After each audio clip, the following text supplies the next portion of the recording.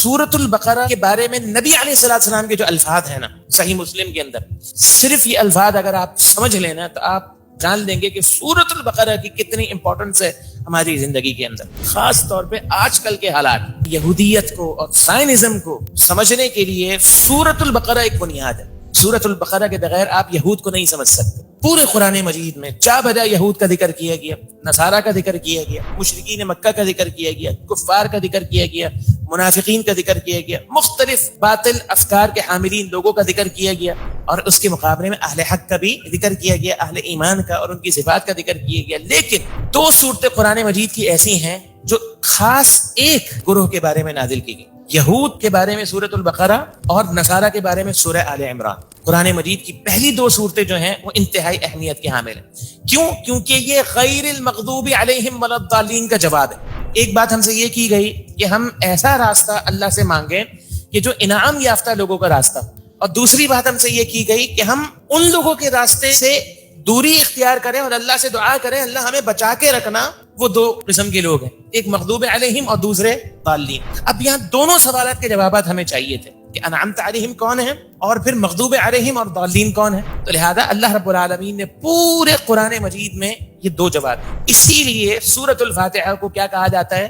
خلاصہ قرآن کہا جاتا ہے، کہ پورا قرآن مجید جس پر ہے اس کا خلاصہ کہاں ہے؟ اس کا خلاصہ سورہ فاتحہ کے اندر موجود ہے. تو مغضوب علیہم کی تفسیر سورہ بقرہ اور ضالین کی تفسیر سورہ آل عمران خاص طور پر، یہ نہیں کہ صرف یہی تفسیر ہے. تو لہذا نبی علیہ السلام کے جو الفاظ ہیں صحیح مسلم کے اندر، اللہ کے پیغمبر علیہ السلام نے فرمایا کہ اس کا حصول جو ہے وہ برکت ہی برکت ہے. اس کو پڑھنا، اس کو سمجھنا اور سورہ بقرہ کو جو ہے وہ حاصل کرنا، یہ کیا ہے؟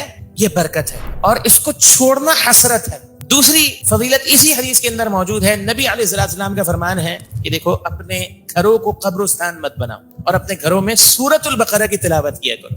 ہر وہ گھر کہ جس گھر میں سورہ بقرہ کی تلاوت کی جائے اس گھر میں شیطان ٹک نہیں سکتا. لہذا معمولی سے معمولی اثرات ہر گھر کے اندر ہوتے ہیں.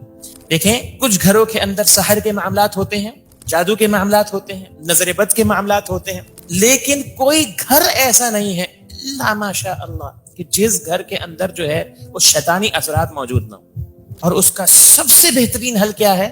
سورہ بقرہ کی تلاوت. نیا گھر سورہ بقرہ کی تلاوت، نئی دکان، نیا آفس، نئی فیکٹری، سورہ بقرہ کی تلاوت. اور جب جب گھر کے اندر آپ اس طرح کے مسائل جو ہے وہ دیکھنا شروع کریں، یہ گھر کے اندر کچھ مسائل آ رہے ہیں، چپکلشیں ہو رہی ہیں، کچھ معمول سے ہٹ کر امور ہو رہے ہیں، تو کیا کریں؟ سورہ بقرہ کی تلاوت کریں. نبی علیہ السلام نے فرمایا جس گھر میں سورہ بقرہ کی تلاوت کی جاتی ہے اس گھر میں شیطان ٹک نہیں سکتا. پھر اس حدیث میں ایک اور بات کی گئی، اور وہ بات یہ کی گئی کہ اپنے گھروں کو قبرستان مت بناؤ، اپنے گھروں میں قرآن مجید پڑھا کرو.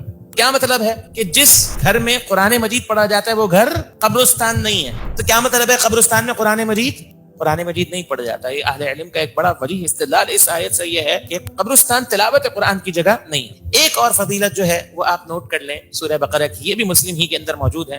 نبی علیہ السلام کا فرمان ہے کوئی باطل قوت، ایک حدیث میں فرمایا شیطان نہیں ڈگ سکتا، دوسری حدیث میں کیا فرمایا کوئی باطل قوت اس کا مقابلہ نہیں کر سکتی. سورہ بقرہ کا مقابلہ کوئی باطل قوت نہیں کر سکتی. خاص طور پہ سحر اور جادو کے جو معاملات ہوتے ہیں، یہ ایک مثال ہے. بس یہ سمجھ لیجئے کہ تلاوت ہر گھر میں ہوتی ہے، لیکن اس کی جو تأثیر ہے وہ دو چیزوں کے ساتھ موقوف ہے. ایک فہم کے ساتھ کہ تلاوت کرنے والا کس حد تک اس کو سمجھ رہا ہے، اور دوسرا عمل کے ساتھ، تلاوت کرنے والے کا عمل کیا.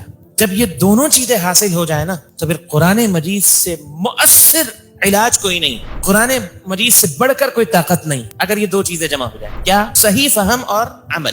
ایک فضیلت آخرت کے تعلق سے بھی نوٹ کر لیں. نبی اسلام کا فرمان ہے کہ زہراوین کو پڑھا کرو. دو ایسی صورتیں جو چکمگانے والی صورتیں ہیں، بڑی روشن صورتیں ہیں. کیوں؟ کیونکہ کل قیامت کا دن ہوگا کہ یہ دو صورتیں، نبی اسلام نے تین باتیں ذکر کی، یا تو بادل کی صورت میں، یا سائبان سائے کی صورت میں، یا پرندوں کے جھنڈ کی صورت میں. تینوں میں سے کسی بھی صورت میں، یا ممکن ہے کہ تینوں صورتوں میں، یا ممکن ہے کسی کے لیے کسی صورت میں اور کسی کے لیے کسی انداز میں. واضح ہے تینوں باتیں اللہ کے پیغمبر نے ذکر کی. کل قیامت کے دن یہ دو صورتیں ان تینوں میں سے کسی نہ کسی انداز میں آئیں گی، اور اپنے پڑھنے، سمجھنے اور عمل کرنے والوں کے بارے میں ان کی بخشش، یعنی ان کی بخشش کے بارے میں اللہ سے جھگڑا کریں گے، ان کو بخشوا کر جو ہے وہ چھوڑیں گے.